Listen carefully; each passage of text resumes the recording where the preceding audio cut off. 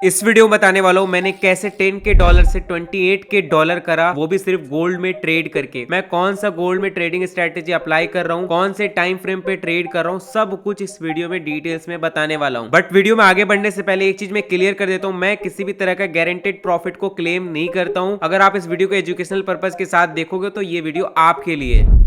इस वीडियो को मैंने टोटली 4 पॉइंट में डिवाइड कर रखा है, जिससे आप सब कुछ इजीली समझ जाओगे। सीधा बढ़ते हैं अपने फर्स्ट पॉइंट की तरफ। नंबर 1 मैं चेक करता हूं डेली बायस। आप डेली बायस को ऐसे समझो, ये एक गूगल मैप है। जैसे आपको दिल्ली से मुंबई ट्रैवल करना बाई कार, तो आप गूगल मैप में रास्ता लगाओगे और आप इजीली ट्रैवल कर लोगे। बट अब जब मार्केट में आते हो और ट्रेड करने जाते हो, तो आप कैसे डिसाइड कर पाओगे कि आज प्राइस ऊपर जाने वाला है या फिर प्राइस नीचे जाने वाला है? वो आपको पता चलता है डेली बायस। इसको चेक करने का एकदम सिंपल तरीका आपको बता रहा हूं। अभी आप यहाँ पर ध्यान दो, ये एक कैंडल है, देखो ये प्रीवियस डे का हाई है, ये अपना प्रीवियस डे का लो है। ठीक है, अब हमें नेक्स्ट कैंडल का वेट करना है कि प्राइस प्रीवियस डे का हाई को ब्रेक करे या प्रीवियस डे का लो को ब्रेक करे। यहाँ पर इसने क्या किया, हाई को ब्रेक करा है, मतलब ऊपर का लिक्विडिटी को ले लिया है। अब लेने के बाद क्या करा है इसने, ऊपर के साइड क्लोजिंग भी दे दी है। तो ऐसे केस में हम क्या होते हैं, बुलिश हो जाते हैं। प्राइस यहाँ से ओपन होगा, किसी भी पॉइंट ऑफ इंटरेस्ट को टैप करेगा और ऊपर के साइड यहाँ पर मूव करेगा। मतलब यहाँ पर वन डायरेक्शन में मूव आएगा और हम सिर्फ यहाँ पर लॉन्ग का ट्रेड फाइंड करेंगे पूरे 24 घंटे में। अब देखो यही सिनेरियो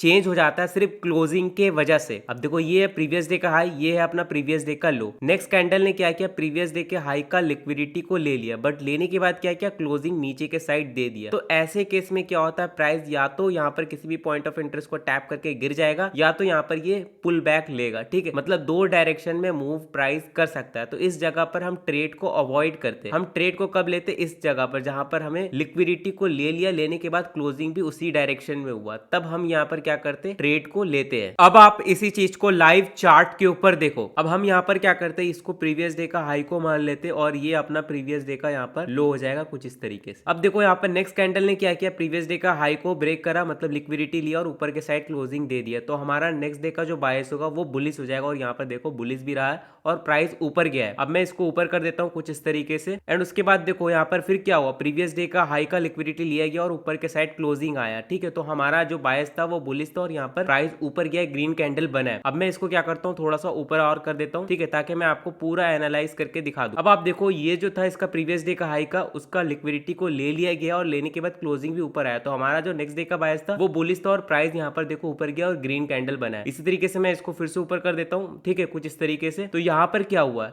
प्रीवियस डे का हाई का लिक्विडिटी लिया गया और क्लोजिंग भी ऊपर आया। तो हमारा अब क्या होगा, नेक्स्ट बायस जो होगा वो कुछ इस तरीके से होगा, पॉइंट ऑफ इंटरेस्ट को टैप करेगा और प्राइस इस तरीके से ऊपर जाएगा। ठीक है, हमारा डेली बायस तब तक चेंज नहीं होगा जब तक कुछ इस तरीके का सिनेरियो क्रिएट ना हो जाए। ठीक है, अब मैं आपको इस तरीके का सिनेरियो भी दिखाता हूँ। ठीक है, आप यहाँ पर नोटिस करो, ये यहाँ पर आपका 14 जनवरी, 15 जनवरी और 16 जनवरी का यहाँ पर वन डे का कैंडल है। ठीक है, आप यहाँ पर देखो ये ग्रीन कैंडल को देखो, उसके बाद रेड कैंडल को देखो। इसने क्या किया, नीचे का लिक्विडिटी को लिया, बट ये अंदर के साइड क्लोजिंग दे दिया है। कहने का मतलब ये कि अब प्राइस यहाँ पर दो डायरेक्शन में मूव कर सकता है। ठीक है, तो इस जगह पे आपको ट्रेड को अवॉइड करना है, जो मैंने आपको बताया। अगर आप इस जगह पर ट्रेड लोगे तो भाई आपका सिर्फ एसएल हिट होगा और बड़े प्लेयर आपको एज अ लिक्विडिटी की तरह यूज करेंगे। आप यहाँ पर देखो प्राइस ऊपर गया, फिर नीचे आया और फिर यहाँ पर ऊपर गया, मतलब यहाँ पर आप लॉन्ग करो या शॉर्ट करो, आपका क्या हो रहा है, एसएल यहाँ पर हिट हो जा रहा है। तो इसलिए इस जगह पर आपको क्या करना है, अवॉइड करना है। अगर आपको दिखता है रेंज में प्राइस मूव कर रहा है तो आपको क्लियर डायरेक्शन में रहेगा डेली बायस, तभी आपको ट्रेड को करना है। सेकंड पॉइंट है कि भाई मैं किसी भी ट्रेड को लेने से पहले एसएल को कैलकुलेट करता हूं कितना पिप्स का आ रहा है। अगर ज्यादा पिप्स का एसएल आ रहा है तो मैं उस ट्रेड को अवॉइड करना पसंद करता हूं। जैसे मैं आपको एग्जांपल दे रहा हूं, ये मेरा लेटेस्ट ट्रेड है। इसमें क्या था, सिंपल सा लॉजिक था कि भाई अभी प्राइस रेंज में मूव कर रहा, तो जैसे यहाँ पर क्या होगा, ब्रेकआउट आएगा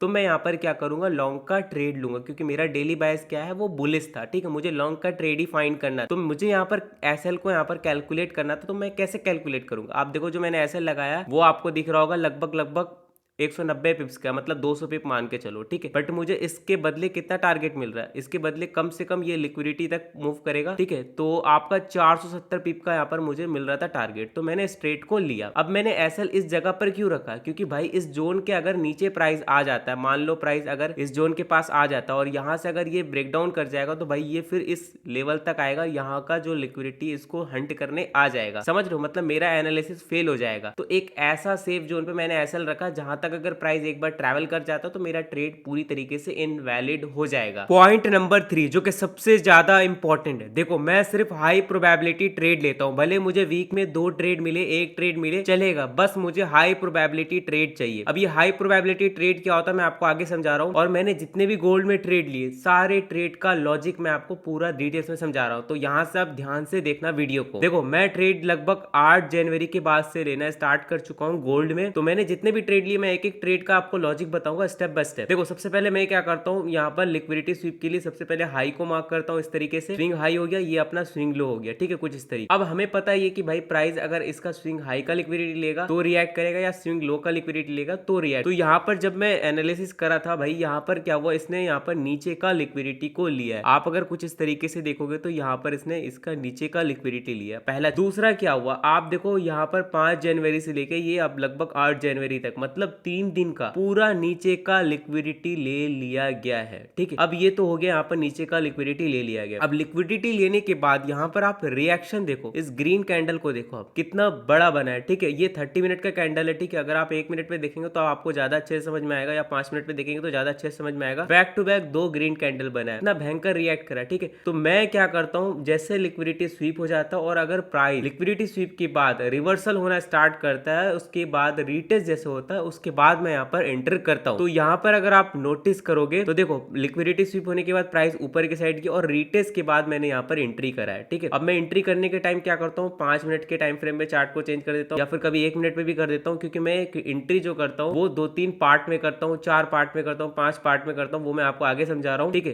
तो इस तरीके से मैंने ये ट्रेड लिया था जो मैंने आपको समझा दिया। अब हम यहाँ पर आगे बढ़ते हैं। अब आप यहाँ पर नोटिस करो प्राइस यहाँ पर रेंज में मूव कर रहा था, मेरा डेली बायस यहाँ पर बुलिश था। मुझे पता था कि अगर यहाँ पर ब्रेकआउट आता तो मैं यहाँ पर एंटर करूंगा और लॉन्ग का ट्रेड लूंगा, बट ये मिस हो गया, चलेगा। अब उसके बाद आप आगे बढ़ो। अब आप यहाँ पर देखो क्या हुआ, 1 डे का यहाँ पर क्या हुआ, लिक्विडिटी को स्वीप किया गया और उसके बाद आप रिएक्शन देखो कितना तगड़ा आया, ठीक है। मैं एनालिसिस 30 मिनट पे करता हूँ, बट जब मैं एंट्री लेता हूँ 5 मिनट के टाइम फ्रेम पे लेता हूँ या फिर 15 मिनट के टाइम फ्रेम पे लेता हूँ, जिसमें मुझे बेटर दिखता है चार्ट, ठीक है। तो इसको मैं 5 मिनट के टाइम फ्रेम पे कर लेता हूँ। हाँ, तो अब यहाँ पर आप ध्यान दो, ये क्या हुआ, यहाँ पर 1 डे का लिक्विडिटी को स्वीप किया गया और स्वीप करते यहाँ पर रेड कैंडल बना है, ठीक है। बनने के बाद यहाँ पर एक ग्रीन कैंडल बना है जो कि थोड़ा पुल बैक है, उसके बाद फिर से एक बड़ा रेड कैंडल बना और इस जगह पर मैंने यहाँ पर क्या किया, एंट्री करा था, ठीक है। उसके बाद मैं यहाँ पर एंटर करने के बाद यहाँ पर आप धीरे धीरे मैंने क्वांटिटी को ऐड करा है, ठीक है, और ऐड करने के बाद मैंने रेट को अच्छे से मैनेज करा है। अब उसके बाद मैंने जो नेक्स्ट ट्रेड लिया था जहां पर लगभग 3 दिन का लिक्विडिटी स्वीप हुआ था, आप देखो ये स्विंग हाई है, ये अपना स्विंग लो है, ठीक है, जहां से रिवर्सल आया है। तो प्राइस यहां पर स्विंग हाई पे चला गया था और जाने के बाद यहां पर लिक्विडिटी स्वीप हुआ, स्वीप होने के बाद रिएक्शन दे और मैंने एंट्री लिया था 5 मिनट के टाइम फ्रेम पर और मुझे अच्छा खासा यहाँ पर टारगेट मिला है।